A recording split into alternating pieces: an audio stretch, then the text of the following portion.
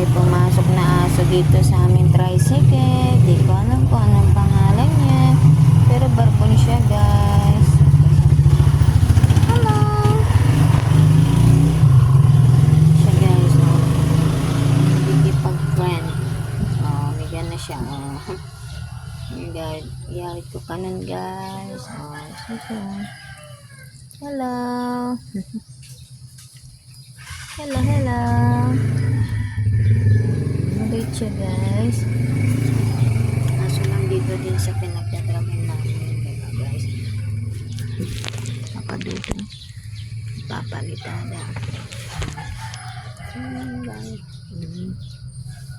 Okay, kaso na nakaano, guys.